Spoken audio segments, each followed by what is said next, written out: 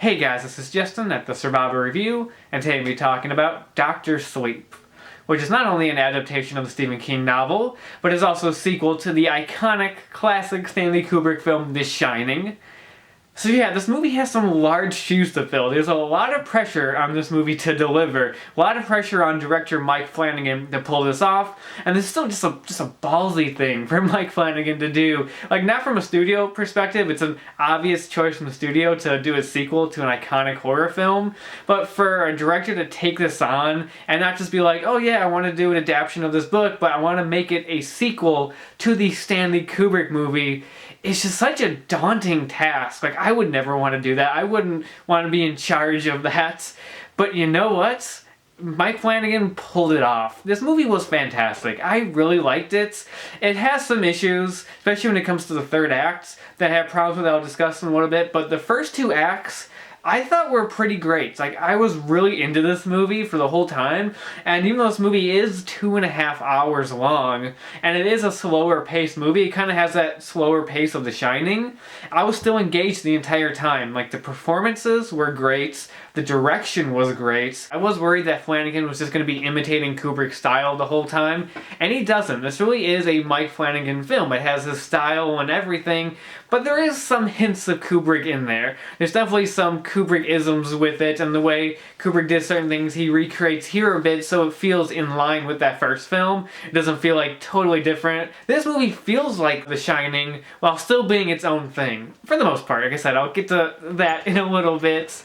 So the plot of this movie, basically it picks up many years after The Shining, and Danny Torrance is now an adult. He's just kind of like living on the fringe, just going place to place, just living off of booze and just not living a good life, just basically destroying himself because the events at the Overlook Hotel completely messed him up, and now he's just trying to repress all that. Basically repressing his shining ability and everything. And then he eventually comes to this town and just wants to get clean of everything and, you know, starts going to AA, starts getting a job there, and basically starting to put his life back on track and do good things. Like, now he's working as an orderly at a hospital, and basically, like, he can tell when, you know, people are about to die, so he kind of just sits there and comforts them. That's kind of why they call him Dr. Sleep and everything. But while that's going on, there's this group of people called the True Knots, who are basically going around finding people with the Shining and essentially just taking the Shining out of them, taking their essence out of them, and that's keeping them young and making them live forever. So that's kind of what they're doing. And there's this other little girl who has this really powerful Shining ability and starts to realize what's going on with the True Knots, and she tries to contact Dan and to get his help, and they have to work together to stop the True Knots. All the performances in this movie are great. Ewan McGregor as Danny Torrance is just awesome. I mean, Ewan McGregor is awesome in everything he does, but he really sells just like the torments and the just kind of sadness that Danny Torrance goes through in this movie. Just all the stuff he's dealing with, all the stuff he's trying to repress. Like, he pulls it off perfectly. He's fantastic. A surprising performance in this. The main girl, the little girl in this movie, I can't think of the actress's name, but she was great. For a child actor, like, she was really good and she sold it. And like, she's in this movie quite a bit. She's like the third lead of the movie, and she was really good and one of the best parts of it. But probably my favorite character in the movie is Rebecca Ferguson as the leader of the True Knots.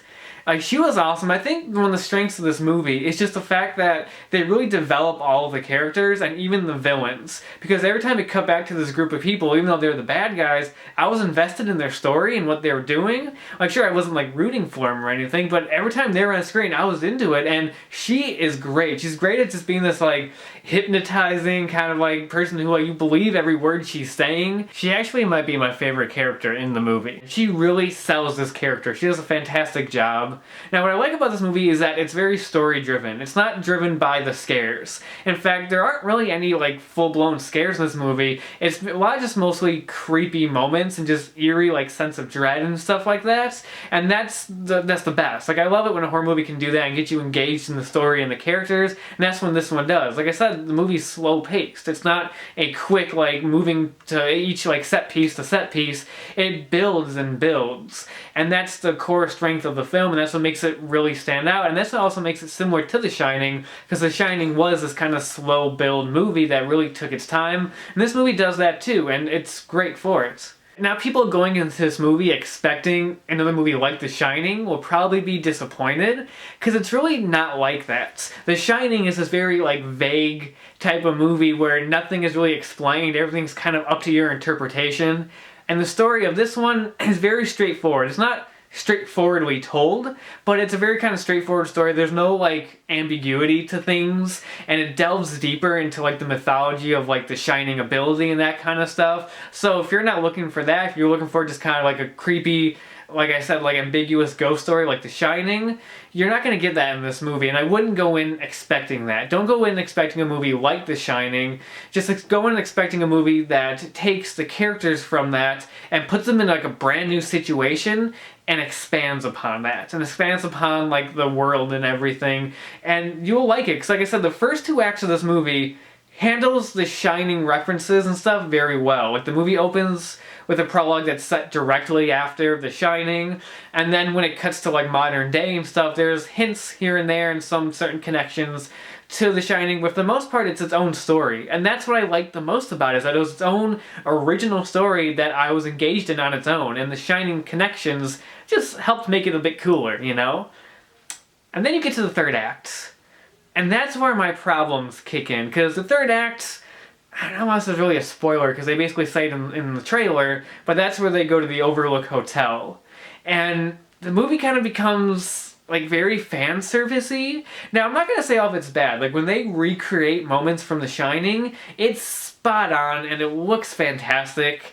And there are certain callbacks that they do to The Shining that I really enjoyed. And in fact, there's stuff at the end that I really enjoyed, including a certain character coming back, that the way they handled that I thought was very unique, and I thought that was really good. But it does kind of like throw a lot of Shining stuff at you, and I felt it didn't need to. Like, I thought the story that we set up in the first 2 acts was strong enough on its own that we didn't really need all of the Shining references at the end. You know, like I said, it's not the worst. I'm not saying it was awful by any means, but I felt it did a little too much and kind of relied a little bit too much on the iconography of The Shining, and it could have scaled back a little bit. I can understand doing some of it, and some of it, like I said, I really liked, but it went a little too far, at least in my opinion. And that's why I think the 3rd act kind of suffers a bit. I feel like this movie has 2 great acts and then a 3rd solid act. Like, it's not bad by any means, but definitely not as good as what came before it. And a minor gripe I have with the movie is I felt like at the beginning they were kind of moving around a bit too much, especially with the True Knot characters, because those characters are constantly on the run, they're constantly looking for more people, so there's a lot of title cards popping up announcing like the other states they're in and stuff like that, and I thought it was a little bit too much. Not too bad, but a minor gripe. I like how this movie delves more into the Shining ability and everything, and how it's not just telepathy. Like, there's people with different types of Shining abilities, which I thought was very unique. I like how it delves into that stuff, and I thought that was fascinating. It was a cool kind of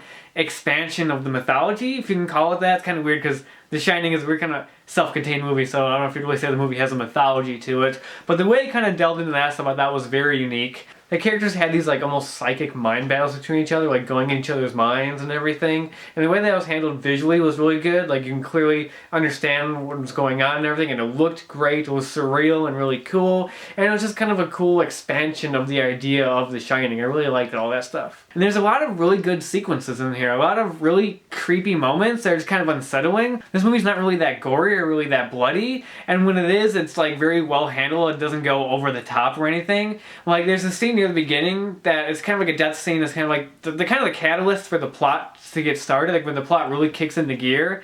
And that scene is very well done, and it gets under your skin. It's a very unsettling moment that doesn't go too far in the violence, but still does enough to really like affect you. And like, I remember when I was watching that scene with my girlfriend, and she actually like got affected by it. She got uncomfortable with it, and that never happens with her. Like, nothing in horror movies ever affects her. So the fact that that scene did that to her, like, hats off to that. Like, there's a lot of great moments like that in here, and some really good visuals, some really good kind of surreal moments, especially when they go into the people's heads and everything, because there's a lot of stuff in going inside people's heads and seeing how The Shining works in their mind and the way they have like information stored and all that kind of stuff. There's a lot of that type of stuff. There's a lot of really great imagery with that that's very well handled. I like the moments in the movie that are like a direct sequel to The Shining that take place right after and kind of continue like young Danny and stuff like that. I thought that stuff was really fascinating to see, to kind of see what happens right after The Shining. I like that stuff, and the way it handles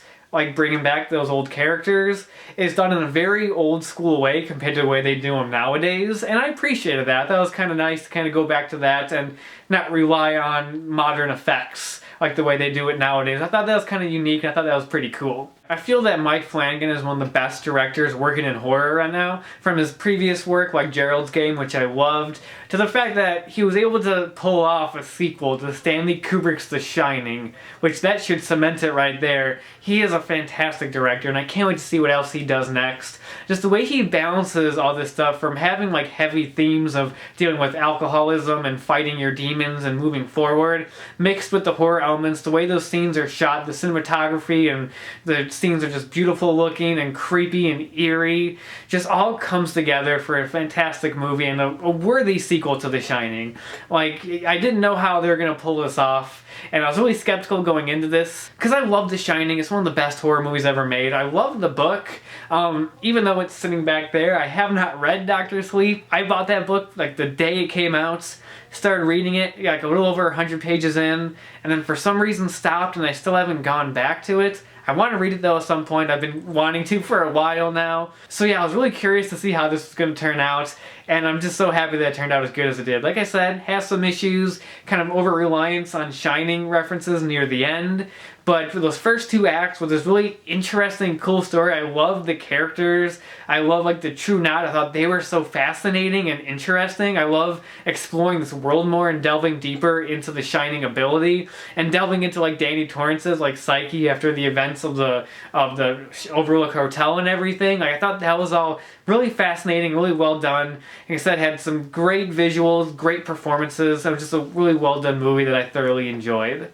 So yeah, that's all I have to say about Dr. Sleep, and that's about it for now. And until next time, I'll talk to you guys later.